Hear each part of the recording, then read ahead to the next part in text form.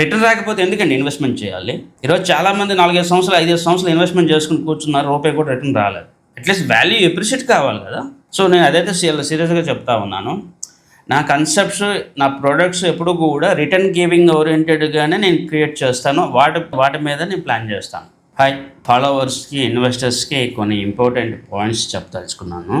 Recent టైమ్స్లో మార్కెట్కి ఏది ఫేవర్ ఉంటుందో, లేదా మార్కెట్లో ఏ ప్రోడక్ట్ ఎక్కువగా రిటర్న్ ఇస్తుందో ఆ ప్రోడక్ట్ని నేను ముందుగా అనలైజ్ చేసి చెప్పడం, అండ్ ఆ తర్వాత ఆ ప్రోడక్ట్లో కానీ దాంట్లో ర్యాలీ రావడం మీరు అందరూ గమనిస్తూ ఉండవచ్చు. 2019, 2020, 2022, 2024, 2025 ఇలా ప్రతి సంవత్సరము ఆ సంవత్సరంకి ఏది బెస్ట్ రిటర్న్ ఇస్తుందో దాన్నే నేను మీకు రికమెండ్ చేయడం జరిగింది. అండ్ మార్కెట్లో మీరు అది కంపేర్ చేసినా అది వ్యాలిడేట్ చేసుకోవచ్చు. అది ఎంతవరకు అది నేను చెప్పిన జరిగిందో జరగలేదో చూసుకోవచ్చు. 2023, 2024 టైంలో ఎక్కువగా ల్యాండ్నే ఎక్కువగా రికమెండ్ చేయడం జరిగింది. ఇప్పుడున్న మార్కెట్ సిచ్యువేషన్స్ 2025 మార్కెట్ ప్యూర్లీ విల్లాస్కి ఎక్కువగా సపోర్ట్ చేస్తూ ఉంది. ఆ తర్వాత కొన్ని ఇన్వెస్ట్మెంట్ డీల్స్లో మనం ఫోకస్ చేసుకోవచ్చు. అయితే చిన్న ఇన్వెస్టర్స్, ఈవెన్ లోన్తో పాటు ఇన్వెస్ట్మెంట్ చేయగలిగే వాళ్ళు, అలాంటి వాళ్ళకి మరింత సెక్యూర్డ్గా ఉండాలి అంటే విల్లాని మించిన ఇన్వెస్ట్మెంట్ ఇంకోటి లేదు. అపార్ట్మెంట్స్, చాలామంది అపార్ట్మెంట్ల వైపు ఇంట్రెస్ట్ చూపిస్తున్నారు, కానీ నెక్స్ట్ 2-3 ఇయర్స్ వరకు అపార్ట్మెంట్స్లో మీకు ఎటువంటి ర్యాలీ కానీ రిటర్న్స్ కానీ రావు. చాలా వరకు అపార్ట్మెంట్స్ ఇన్వెంటరీ అనేది చాలా ఎక్కువగా ఉంది, ఎప్రిషియేషన్స్ రావు. First thing. సెకండ్ థింగ్ వచ్చేసి విల్లాస్తో పాటు మీకు కమర్షియల్లో కూడా కొద్దిగా డిమాండ్ అయితే కొద్దిగా జరుగుతూ ఉంటుంది. సో కమర్షియల్ కూడా మనం ప్లాన్ చేస్తున్నాం. సో ఇవంతా ఇన్వెస్ట్మెంట్ సంబంధించి మేము ఎప్పటికప్పుడు కస్టమర్స్కి ఏది బెస్టో అవి మేము రికమెండ్ చేయడం జరుగుతుంది. ఇక్కడ బిల్డర్స్ పార్షియాలిటీ లేదంటే ప్రొడక్ట్ పార్షియాలిటీ ఏమీ ఉండదు. నెక్స్ట్ 1-2 ఇయర్స్లో ఏదైతే రిటర్న్ ఇస్తుందో దాన్నే నేను రికమెండ్ చేస్తాను. అయితే నేను ఒక ఇంపార్టెంట్ పాయింట్స్ చెప్పదలుచుకున్నాను. ఇన్వెస్టర్స్, ఫాలోవర్స్ చాలా వరకు చేసే ఒక పెద్ద మిస్టేక్ ఏమవుతుందంటే, డబ్బులు లేనప్పుడు లేదంటే వేరే టాపిక్ వచ్చినప్పుడు డిస్కషన్ ఇవన్నీ చేస్తూ ఉన్నారు. చేతిలో డబ్బులు ఉండేటప్పుడు కనీసం ఆ సలహా కానీ మాతో పాటు ఆ ట్రావెల్ చేయాలని ఇంట్రెస్ట్ కానీ చాలామందికి ఉండట్లేదు. చాలామంది ఇన్వెస్ట్మెంట్ అనేది చాలామందికి రెగ్యులర్గా ప్రాసెస్ అయ్యొచ్చు, కొంతమందికి ఎప్పుడో రేర్గా ఇన్వెస్ట్మెంట్ చేసే అవకాశం ఉండొచ్చు. గత కొన్నాళ్ళుగా మనం చూస్తే హైదరాబాద్లో రియల్ ఎస్టేట్ చాలా ప్రాఫిట్ ఇచ్చిన సందర్భంలో కూడా చాలామంది ఇన్వెస్టర్స్ కొన్ని కోట్లు పోగొట్టుకున్నారు. కొన్ని ఇన్వెస్ట్మెంట్ డీల్ చేసిన తర్వాత వాళ్ళకి ఎటువంటి రిటర్న్ కూడా రాలేదు. నా ఫాలోవర్స్ చాలామంది ఉన్నారు, నా కస్టమర్స్ చాలామంది ఉన్నారు. సో రిపీటెడ్గా అదే తప్పు ఎందుకు చేస్తూ ఉన్నారు? మీరు ఇన్వెస్ట్మెంట్ చేసింది రిటర్న్ కోసం చేస్తున్నారా, లేకపోతే ఇంకా దేనికోసం చేస్తున్నారా? Interest based decisions, interest based investments ఎప్పుడు కూడా రిటర్న్స్ ఇవ్వవు. మార్కెట్ ట్రెండ్ ఎలా ఉండబోతుంది, నెక్స్ట్ 2-3 ఇయర్స్ మార్కెట్ ఎలా ఉండబోతుంది దాన్ని అర్థం చేసుకుని ప్రతి 1-2 ఇయర్స్కి మన యొక్క ఇన్వెస్ట్మెంట్ అసెట్స్ అన్ని మార్చుకోవడం చాలా ఇంపార్టెంట్. దాంట్లో ఎటువంటి డౌట్ లేదు. వెరీ రేర్ కేసులు కొంతమందికి కొన్నిసార్లు రిటర్న్ రావచ్చేమో, కానీ ప్రతిసారి సక్సెస్ అయిన వాళ్ళు చాలా తక్కువ మంది ఉంటారు. ఎందుకంటే ఆ టైము ఆ సిచ్యువేషన్ బాగుంది కాబట్టి దాంట్లో రిటర్న్ వచ్చిందేమో, కానీ వేరే ప్రోడక్ట్లో సరైన రీసెర్చ్ మనం చేయం కాబట్టి రిటర్న్ రాకుండా ఉంటారు. ఇది నేను రిపీటెడ్గా చెప్పడం జరిగింది. మరోవైపు గత 5 సంవత్సరాల పైనే నన్ను ఫాలో అవుతున్న చాలామంది కొన్ని తప్పులు చేస్తూ ఉన్నారు. లైక్ ఇప్పుడు ఒక ప్రోడక్ట్ గురించి మేము చాలా రీసెర్చ్ చేయాల్సి వస్తుంది. ఇప్పుడు నేను ఒక ప్రోడక్ట్ మీకు రికమెండ్ చేశానంటే దాని రెస్పాన్సిబిలిటీ నా మీద ఎక్కువగా ఉంటుంది. దాని లీగల్ కాంప్లికేషన్స్ ఎలా ఉంటాయి, బిల్డర్ పోర్ట్ఫోలియో ఎలా ఉంది, బిల్డర్ ఫ్యూచర్లో ఏం ప్లాన్ చేస్తూ ఉన్నాడు, ఇవన్నీ చాలా ఇంపార్టెంట్. సో అవన్నీ నేను స్టడీ చేసి తెలుసుకున్నాక నేను చెప్తాను. ఇప్పుడు హైదరాబాద్లో చాలా ఫ్రాడ్స్ వస్తూ ఉన్నాయి. ఎవ్రీ 1 మంత్, ఎవ్రీ వీక్ కూడా ఫ్రాడ్స్ వస్తూ ఉన్నాయి. ఎందుకంటే సరైన మనం ఇన్వెస్టిగేషన్ చేయలేదు, సరైన స్టెప్స్ మనం తీసుకోలేదు కాబట్టి ఈరోజు ఇన్వెస్టర్స్ సఫర్ అవుతూ ఉన్నారు. హడావుడిగా నేను ఏదో ఒక ప్రోడక్ట్ మీకు అంటగట్టేసో లేకపోతే ప్రోడక్ట్లో మిమ్మల్ని ఇన్వెస్ట్మెంట్ చేసి వదిలించుకోవాలని అయితే నేను అనుకోవట్లేదు. మీరు మాతో ఇన్వెస్ట్మెంట్ చేస్తే కంప్లీట్ రెస్పాన్సిబిలిటీ నేను తీసుకోవాలనుకుంటున్నాను, మీకు జస్టిఫై చేయాలనుకుంటున్నాను. సో అందుకోసం చెప్పి నేను చాలా స్టడీ చేస్తూ ఉన్నాను ప్రాజెక్ట్ సంబంధించి. ఇప్పుడు ఫ్రీలాన్స్ విల్లాస్ సంబంధించో లేకపోతే ఫ్రీలాన్స్ ఇన్వెస్ట్మెంట్ సంబంధించి చాలామంది నాకు అడుగుతూ ఉంటారు, ఇన్వెస్ట్మెంట్ చేద్దాము లేకపోతే మీరు చెప్పండి మేము ఇన్వెస్ట్మెంట్ చేస్తామని చెప్పి తొందరపడుతూ ఉంటారు.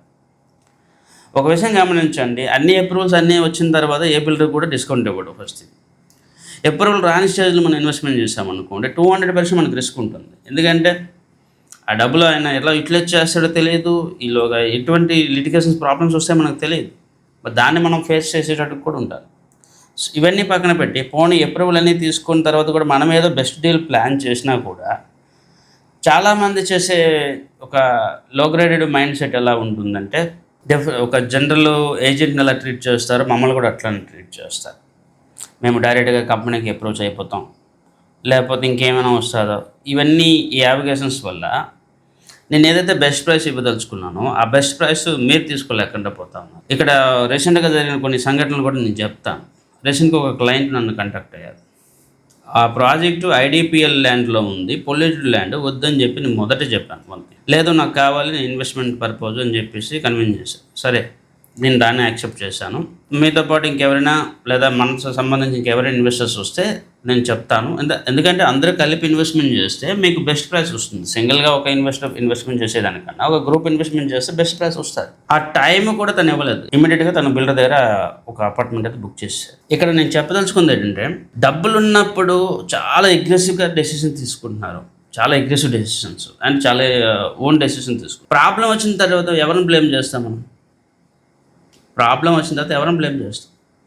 వీళ్ళు చాలామంది ఉంటారు బిల్డర్స్ ఫ్రాడు, లేకపోతే బిల్డర్స్ చాలా ఇది అని చెప్పేసి.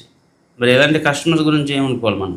సో ఇవన్నీ ఒకవైపు. మరోవైపు నేను చాలాసార్లు రిపీట్గా చెప్తాను, మనం గ్రూప్ ఇన్వెస్ట్మెంట్ చేద్దాము. గ్రూప్ ఇన్వెస్ట్మెంట్ చేయడం వల్ల మీకు వచ్చిన బెనిఫిట్ ఏంటంటే, ఒక కలెక్టివ్ మెజర్మెంట్ మనం తీసుకోవచ్చు, కలెక్టివ్గా ఒక అనలైజ్ చేయొచ్చు, అండ్ అన్నిటికన్నా ముఖ్యంగా బెటర్ కొటేషన్ మనం తీసుకోవచ్చు. ఇవన్నీ ఉంటాయి. కానీ చాలా వరకు దానికి సరైన రెస్పాన్స్ చాలామంది ఇవ్వట్లేదు. అన్ఫార్చునేట్లీ చాలామంది దగ్గర డబ్బులు ఉంటున్నాయి, ఐదరు వాళ్ళు అలా దాన్ని ఐడియల్గా ఉంచుతున్నారు, లేదా అగ్రెసివ్గా ఏదో ఒకటి తీసేసుకుంటారు. ఆ టైం వాళ్ళకి నచ్చిందే ఇన్వెస్ట్మెంట్ డెసిషన్ తీసుకుంటున్నారు. నేను రిపీటెడ్గా చెప్తాను, డెసిషన్స్ ఎప్పుడు కూడా మీకు నచ్చిందా లేదా బాగుందా ఇంట్రెస్ట్ అని చెప్పి తీసుకోకండి. ఫ్యూచర్లో ఎంత రిటర్న్ ఇవ్వబోతుంది, ఎంత రిటర్న్ రాబోతుంది, రిసేల్ ఎలా చేయగలరా లేదా, రేపు ప్రాబ్లం వస్తే మీరు ఫేస్ చేయగలరా లేదా, ఇవన్నీ ఇంపార్టెంట్. మొదట్లో ఇన్వెస్ట్మెంట్ చేసినప్పుడు చేయవలసిన పనులు ఏమీ చేయట్లేదు. ప్రాబ్లం అంతా అయిపోయిన తర్వాత, లేకపోతే ఏదో ఇష్యూ వచ్చిన తర్వాత అప్పుడు బిల్డర్ ఆఫీస్ దగ్గరికి వెళ్ళి గొడవ పడడమో, లేకపోతే కోర్టుల చుట్టూ తిరగడం ఇదే జరుగుతూ ఉంది. ప్రాబ్లం రాకముందే మనం సొల్యూషన్ ఫైండ్ అవుట్ చేయాలి. ప్రాబ్లం రాకముందే మనం సరైన ప్లానింగ్తో ఇన్వెస్ట్మెంట్ చేయాలి. ప్రాబ్లం వచ్చేసిన తర్వాత దాని గురించి మనం ఏం చేసినా కూడా పెద్ద లాభం ఉండదు. నాకు తెలిసి చాలామంది ఇన్వెస్టర్స్ యాదగిరిగుట్టలో కానీ కొన్ని ఏరియాస్లో ఇన్వెస్ట్మెంట్ చేశారు, కొన్ని ప్రాజెక్టులు ఇన్వెస్ట్మెంట్ చేశారు. ఈరోజు వాళ్ళ డబ్బులు కూడా వాళ్ళు విత్డ్రాల్ చేసుకోలేక, కొంతమంది కొన్ని బిల్డర్స్తో ఇన్వెస్ట్మెంట్ చేసిన తర్వాత వాళ్ళు ప్రాజెక్ట్ స్టార్ట్ అవ్వకపోతే దానికి సొల్యూషన్ ఈ రోజు లేదు. ఆ బిల్డర్స్ పేరు ఇవన్నీ నాకు అనవసరం. వీళ్ళు గూగుల్లో అయితే చాలా ఫ్రాడ్స్ హైదరాబాద్లో వస్తాయి. సో ఇవన్నీ మనం ఎలా టేకిల్ చేయాలి? పోనీ ఇవన్నీ పక్కన పెట్టి అన్ని అప్రూవల్స్ ఉన్న అన్ని ప్రాజెక్టుల దగ్గరికి వెళ్ళి మనం ఏదో బెస్ట్ ప్రైస్ అడుగుతామన్నా కూడా దాంట్లో కూడా చాలా వరకు ఇన్వెస్టర్స్ నుంచి సరైన సపోర్ట్ అనేది ఉండదు. ఎంతవరకు ఈ డబుల్ ఎంక్వైరీలు చేద్దామా, లేకపోతే ఆ డీల్ వరకు ఆలోచించి చేస్తున్నారు తప్ప కంటిన్యూ ఒక ఇన్వెస్ట్మెంట్ పోర్ట్ఫోలియో బిల్డింగ్ అనే కాన్సెప్ట్ చాలామందికి దృష్టిలో ఉండట్లేదు. చాలామంది ఏం చేస్తారంటే బిల్డర్ దగ్గరికి వెళ్తారు, వాళ్ళ ప్రైస్ తీసుకుంటారు, సంతోష్ మనకి ఏమైనా తక్కువ ప్రైస్ ఏమైనా వస్తుందని చెప్పి అప్పుడు అడుగుతారు. ఇక్కడ కొన్ని పాలసీస్ అంటూ ఉంటాయి. ఒకసారి మీరు బిల్డర్ దగ్గరికి వెళ్ళిన తర్వాత మీరు బిల్డర్ క్లయింట్, బిల్డర్తోనే మీరు డీల్ చేయాలి. అప్పుడు మరి నేను ఇన్వాల్వ్ చేయలేను. ఒకవేళ నాతో ట్రావెల్ చేస్తే నేను ముందు నుంచి మీకు డీల్ చేయగలను, నేను మీకు బెస్ట్ ప్రైస్ ఇవ్వగలను, అది వేరే విషయం. దీనికన్నా ఇంకా వరస్ట్ థింగ్ ఏంటంటే, రీసెంట్ టైంలో నేను ఇది 2-3 సార్లు ఫేస్ చేశాను. సంతోష్ అనే వ్యక్తి కొద్దిగా బెస్ట్ ప్రైస్ ఇస్తాడు, ఎందుకంటే బిల్డర్ నుంచి నేను కలెక్టివ్గా తీసుకుంటాను, లేదంటే గ్రూప్ ఇన్వెస్ట్మెంట్ చేస్తాను కాబట్టి నేను ఒక బెస్ట్ ప్రైస్ తీసుకుంటాను. ఇంట్రెస్ట్ ఉంటే ఇన్వెస్ట్మెంట్ చేయాలి, లేకపోతే లేదు. ఈ టాపిక్ తీసుకెళ్ళి బిల్డర్తో గొడవ పడే వాళ్ళు చాలామంది ఉన్నారు. ఆయన తక్కువ ప్రైస్ మీకన్నా ఇస్తా ఉన్నాడు, మరి మీరు ఎందుకు మాకు ఇవ్వట్లేదు అని చెప్పి గొడవ పడిన వ్యక్తులు కూడా నేను చూశాను. సో ఈ లో గ్రేడెడ్ మెంటాలిటీ, లో గ్రేడెడ్ ఆలోచనలతో చాలామంది అసలు రియల్ ఎస్టేట్ అనేది నా వరకు అయితే ఒక పోర్ట్ఫోలియో మేనేజ్మెంట్ ప్రోడక్ట్. ఎవ్రీ 2 ఇయర్స్కి 3 ఇయర్స్కి అసెట్స్ అంతా రిలోకేట్ చేసుకుంటూ దాంట్లో వెల్త్ ఎలా క్రియేట్ చేయాలని చెప్పి దాంట్లో నేను ఎప్పుడు ప్లాన్ చేస్తూ ఉంటాను. చాలామంది డెసిషన్స్ ఎప్పుడు కూడా మార్కెట్ బేస్డ్గానే ఉంటాయి. 2 ఇన్వెస్ట్మెంట్ చేసిన తర్వాత మర్చిపోదామని కొంతమంది, లేదా మనకి తోచింది మన ఇన్వెస్ట్మెంట్ మనమే చేద్దాం అని చెప్పి ఇంకో కొంతమంది. సో ఇవన్నీ ఎవరి ఇంట్రెస్ట్ వాళ్ళది, ఎవరు ఇది వాళ్ళది. నేను దాన్ని తప్పు పెట్టట్లేదు, అది మీ చాయిస్. బట్ ఒక అనలిస్టో లేకపోతే ఒక పోర్ట్ఫోలియో మేనేజ్మెంట్తో మనం వెళ్తాము అంటే ఆ మైండ్ సెట్తోనే ఉండాలి. ఒక ఏజెంట్తో మాట్లాడినట్టుగా, ఒక ఏజెంట్తో బిహేవ్ చేస్తున్నట్టుగా ఉండమంటే అది కరెక్ట్ కాదు. 2 నేను రిపీటెడ్గా చెప్తా ఉన్నాను, ఎప్పుడైనా కూడా గ్రూప్ ఇన్వెస్ట్మెంట్ చాలా మంచిది. ఇప్పుడు నేను నెక్స్ట్ బిగ్ బుల్ అని చెప్పేసి ఒక కాన్సెప్ట్, బిలియనర్స్ క్లబ్ అని చెప్పి ఒక కాన్సెప్ట్ని ప్లాన్ చేశాను. హార్డ్లీ ఒక 10 మెంబర్స్ నాకు దొరికారు. I was planning 100 members. ఎందుకు ఒక క్లబ్కి కానీ ఒక దీనికి కానీ సపోర్ట్గా ఎవరు రావట్లేదు? అదే మనం ఆలోచన చేసుకోవాలి. ఇంకా ఇలాంటి బిలియనర్స్ క్లబ్బో లేకపోతే మిలియనర్స్ క్లబ్బో లేకపోతే ఇలాంటి వీటిల్లో చాలా వరకు డబ్బులు కలెక్షన్ చేసే వాళ్ళు ఉంటారు, చాలా విధంగా వాడుకోవాలని చూస్తారు. అవన్నీ మనం ఏం చేయట్లేదు. నా మిషన్ ఏంటంటే ఒక 100 పీపుల్ 200 పీపుల్ ఒక్కసారిగా ఒక ఇన్వెస్ట్మెంట్ ప్రొడక్ట్లోకి వెళ్ళారు అంటే ప్రైస్ని మనం కంట్రోల్ చేయొచ్చు, ప్రాబ్లమ్ని కూడా మనం స్కిప్ చేయగలం. సో అది దాని ఇంపార్టెన్స్ అనమాట. రెండవది, నేను మొదటి నుంచి చెప్తున్నట్టుగా డబ్బులు ఉండేటప్పుడు డెసిషన్స్ మా ఇష్టం అనే మైండ్ సెట్ చాలామంది ఉంటున్నారు. డబ్బులు ఏమీ లేనప్పుడు సంతోష్ గారు మీరు చాలా మంచి వాళ్ళు, మీరు బాగా అనలిస్ట్ చెప్తారు, ఇవన్నీ మాట్లాడుతూ ఉంటారు. తీరా అనలిస్ట్కి వచ్చినప్పుడు దేనికి వచ్చినప్పుడు మళ్ళీ సేమ్ ఇష్యూస్ అయితే వస్తున్నాయి. కొన్నిసార్లు నా అనాలిసిస్ లేదా నా ప్రోడక్ట్లు కూడా తప్పు ఉండొచ్చు, అది 10-20% మాత్రమే, 100% కాదు. కానీ ఇన్వెస్టర్స్కి వస్తే 100% తప్పులు చేస్తూ ఉన్నారు. ఇప్పుడు చాలామంది చాలా ప్రాజెక్టులో ఇన్వెస్ట్మెంట్ చేశారు కదా, ఫ్రాడ్లు జరిగాయి కదా, ఇప్పుడు ఎవరిని బ్లేమ్ చేస్తారు? 5 కోట్లు 10 కోట్లు ఇన్వెస్ట్మెంట్ చేసిన వాళ్ళకి కూడా ఈరోజు దిక్కు లేదు. మరి అప్పుడు ఎవరిని బ్లేమ్ చేస్తారు? తప్పులు అన్ని వైపులు జరుగుతాయి, అన్నిసార్లు కూడా జరుగుతాయి. సో మన వైపు ఎంత తప్పు జరుగుతుంది, అందరితో పాటు మనం ట్రావెల్ చేస్తే ఏం జరుగుతుందని కూడా మనం ఆలోచన చేయాలి. సో నేను అందరికీ రిక్వెస్ట్ చేసేది ఏంటంటే ఈ బిలియనర్స్ క్లబ్బో లేకపోతే మిలియనర్స్ క్లబ్బో లేకపోతే ఈ గ్రూప్ ఇన్వెస్ట్మెంట్ పట్ల కొద్దిగా శ్రద్ధ వహించండి. అందరూ కలిసి కామన్గా ఇన్వెస్ట్మెంట్ చేస్తే అది బెస్ట్ థింగ్ వస్తుంది. అలా అని చెప్పేసి వేరే ఆలోచనలతో రావద్దు. వేరే ఆలోచనలు అంటే తెలుసు నాకు, మార్కెట్లో చాలా రకాల పీపుల్ ఉంటారు, చాలా రకాల యాటిట్యూడ్లు ఉంటాయి. సో అవన్నీ నాకు వద్దు. నాకు ఇక్కడ మాతో పాటు ట్రావెల్ చేయాలి, మాతో పాటు ఇన్వెస్ట్మెంట్ చేయాలి, మాతో పాటు వెల్త్ క్రియేట్ చేయాలి. ఒక ప్రోడక్ట్, ఒక విల్లా ప్రాజెక్ట్ నేను తీసుకుంటున్నాను, దానికి ఒక 20 కోట్లు 30 కోట్లు కావాలి, ఒక 10 మంది 20 మంది విల్లాస్ ఒకసారిగా తీసుకున్నట్టుగా ప్లాన్ చేస్తే మనకు బెస్ట్ ప్రైస్ వస్తుంది. దానికి సంబంధించిన ఇతర విషయాలు కూడా మనం మాట్లాడవచ్చు. లేదా ఒక ల్యాండ్ ప్రాజెక్ట్ తీసుకుంటున్నాము, ఒక 20 మంది 30 మంది కలిసి ఒక ప్రాజెక్ట్ తీసుకుంటే ఇదే వేరే ఉంటుంది, ఆ వైబే వేరే ఉంటుంది. సో నేను ఇక్కడ ఎక్కడ కూడా ఒక రియల్ ఎస్టేట్ ఏజెంట్ లాంగ్వేజ్ నేను వాడట్లేదు, ఎందుకంటే నాకు ఆ కల్చర్ తెలియదు. సేల్స్ అనే కల్చర్ నాకు తెలియదు. నా కల్చర్ వచ్చేసి పోర్ట్ఫోలియో బిల్డింగ్. ఈరోజు మీరు మాతో ఇన్వెస్ట్మెంట్ చేస్తే నెక్స్ట్ 2-3 ఇయర్స్ మీకు ఎంత రిటర్న్ వస్తుంది అనేది నా పాయింట్ అనమాట. సో నేను అందరికీ చెప్పేది ఒకటే, దయచేసి ప్రోడక్ట్ల గురించి వీటి గురించి ఎంక్వైరీ చేయొద్దు, వెల్త్ క్రియేషన్ గురించి ఎంక్వైరీ చేయండి. ఒకవేళ నాతో పాటు మనం కాంటాక్ట్ అవ్వాలి అంటే నెక్స్ట్ 2-3 ఇయర్స్ నాకు ఎంత రిటర్న్ వస్తుంది, నాకు ఈ రిటర్న్ కావాలి, ఏ ప్రోడక్ట్ ఇన్వెస్ట్మెంట్ అదే అడగండి. సో దానివల్ల ఇద్దరం బాగుపడతాం. ఓకే, చాలా కంటెంట్ నాకు వస్తుంటాయి, అపార్ట్మెంట్ చూడు, విల్లా చూడు, ల్యాండ్ చూడు అని చెప్పేసి, అవన్నీ డీల్ చేయాలి. ఎందుకంటే నాతో పాటు ఎవరు ఇన్వెస్ట్మెంట్ చేస్తారో 3 ఇయర్స్ 4 ఇయర్స్లో వాళ్ళకి 100% రిటర్న్ ఇవ్వాలి. అది నా రూల్. రిటర్న్ రాకపోతే ఎందుకండి ఇన్వెస్ట్మెంట్ చేయాలి? ఈరోజు చాలామంది 4-5 సంవత్సరాలు 5 సంవత్సరాలు ఇన్వెస్ట్మెంట్ చేసుకుని కూర్చున్నారు, రూపాయి కూడా రిటర్న్ రాలేదు. అట్లీస్ట్ వాల్యూ ఎప్రిషియేట్ కావాలి కదా. సో నేను అదైతే సీరియస్గా చెప్తా ఉన్నాను. నా కన్సెప్ట్స్, నా ప్రోడక్ట్స్ ఎప్పుడు కూడా రిటర్న్ గివింగ్ ఓరియంటెడ్గానే నేను క్రియేట్ చేస్తాను. వాటి మీద నేను ప్లాన్ చేస్తాను. ఇండివిజువల్గా ఇల్లు కొనుక్కుంటాము, ఇండివిజువల్గా ఉంటాము, లేకపోతే ఇంకేదో అంటే దర్ ఈజ్ నో యూజ్. అది నాకు కరెక్ట్ కాదు, నా సర్వీస్ కూడా ఇవ్వలేను. ఓకే, సో అదే నేను చెప్పదలుచుకుంది. ఎవరైతే మాతో పాటు ఇన్వెస్ట్మెంట్ జర్నీ కంటిన్యూ చేయాలనుకుంటున్నారో, ఎవరైతే మమ్మల్ని నమ్మి మేము మీకు బెస్ట్ రిటర్న్ ఇవ్వగలము అనుకుంటున్నారు, డెఫినెట్లీ కాంటాక్ట్ అవ్వండి. అండ్ చాలామంది ఆ ప్రాజెక్ట్ లొకేషన్ పంపి, లేకపోతే నాకు ఫోన్లోనే ప్రైస్ డిస్కషన్ చెయ్యి, ఇలాంటివి పెట్టుకోకండి. ఇవన్నీ చాలా లో గ్రేడెడ్ థాట్ ప్రాసెస్లు అనమాట. ఎందుకంటే ఈరోజు నేను ఒక ప్రాజెక్ట్ మీకు రికమెండ్ చేయాలి అంటే చాలా స్ట్రగల్ చేయాల్సి వస్తుంది. ఇది ఏదో ఆన్లైన్లో ఫార్వర్డ్ చేసేసే కాన్సెప్ట్ నేను డీల్ చేయను.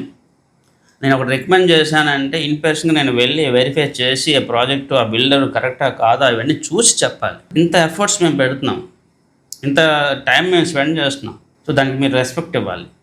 2, చాలా వరకు అన్నెసరీ డిస్కషన్స్ ఇవన్నీ అవాయిడ్ చేసేసాను. దయచేసి నాతో అన్నెసరీ డిస్కషన్ పెట్టుకోవద్దు. డబ్బులు ఉండి ఇన్వెస్ట్మెంట్ చేద్దాము, ట్రావెల్ చేద్దాము, 100% ట్రస్ట్ ఉందన్నప్పుడు ట్రావెల్ చేయండి, కంటిన్యూ చేయండి, కాంటాక్ట్ చేయండి.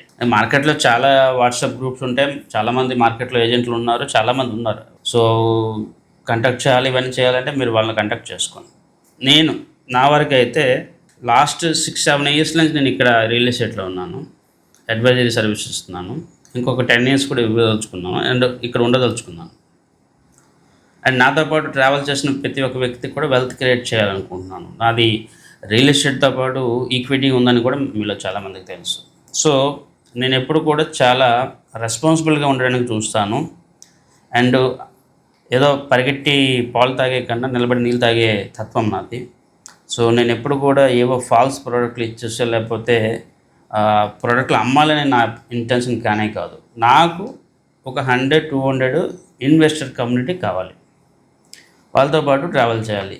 వాళ్ళు నన్ను నమ్మి నా అసెట్ అలొకేషన్స్, నా పోర్ట్ఫోలియో మేనేజ్మెంట్ స్టైల్ని యాక్సెప్ట్ చేసి దాంతోపాటు ఇన్వెస్ట్మెంట్ చేయాలి. చాలామంది కాంటాక్ట్ చేస్తారు, ఒక ప్రోడక్ట్ తీసుకుంటారు, ఇంకో ప్రోడక్ట్ మాట వినరు, ఒక దాంట్లో ఇన్వెస్ట్మెంట్ చేస్తారు, ఇంకో దాంట్లో ఇన్వెస్ట్మెంట్ చేయడం మానేస్తారు. కర్మకాలి లేకపోతే మార్కెట్ మిగతా నెగిటివ్స్ ఆ ఒక్క నెగిటివ్ మీదే పడ్డది అనుకోండి, దాన్ని అదొక నెగిటివ్ పాయింట్ అయిపోతుంది. పోర్ట్ఫోలియో మేనేజ్మెంట్ అంటే ఎంటైర్ పోర్ట్ఫోలియో వెల్త్ మేనేజ్మెంట్ జరుగుతుంది. ఒక ప్రోడక్ట్ ఒక దీనికోసం కాదు, మల్టిపుల్ ప్రోడక్ట్ మీద మనం మేనేజ్మెంట్ చేయగలగాలి. సో అది నేను చెప్పదలుచుకున్నాను. డెఫినెట్లీ నేను చాలా బెస్ట్ డీల్స్ అండ్ సెక్యూర్ డీల్స్తోనే రాబోతా ఉన్నాను ఈ సంవత్సరం 2025లో. నేను ఆల్రెడీ చాలాసార్లు చెప్పాను, చాలా విల్లా ప్రాజెక్ట్స్కి అయితే నేను ప్లాన్ చేస్తూ ఉన్నాను. అండ్ కమర్షియల్స్ కూడా మనం ప్లాన్ చేస్తాము. ఈవెన్ పెద్ద బిల్డర్స్తో పాటు లేదా ఇంకెవరితోనైనా కూడా మనం ట్రావెల్ చేయడానికి సిద్ధంగా ఉన్నాం. అయితే ఈసారి చాలా సీరియస్గా నేను బిల్డర్స్తో నేను చాలా ప్రాబ్లమ్స్ చూస్తున్నాను కాబట్టి డెఫినెట్లీ బిల్డర్స్ని మరింత స్క్రూట్ని, తర్వాత బిల్డర్స్ని మరింత మానిటరింగ్ చేయడానికే మనం ప్లాన్ చేద్దాం. అండ్ మరోవైపు బెస్ట్ డీల్ రాకపోతే ఇన్వెస్ట్మెంట్ చేయడం వేస్ట్ అవుతుంది ఒకటి. రెండో వైపు రెగ్యులేషన్స్ కూడా మనం చూసుకోవాలి. ఇవన్నీ బ్యాలెన్స్డ్గా మనం ప్లాన్ చేసుకుని వెళ్ళాలి. సో అది నేను చెప్తా ఉన్నాను. సో నేను ఫైనల్గా చెప్పేది ఒకటే, ఎవరైతే మాతో పాటు ట్రావెల్ చేయాలి అనుకుంటున్నారో అండ్ మాతో పాటు వెల్త్ క్రియేట్ చేయాలనుకుంటున్నారో ప్లీజ్ మాతో పాటు కోఆపరేట్ చేయండి.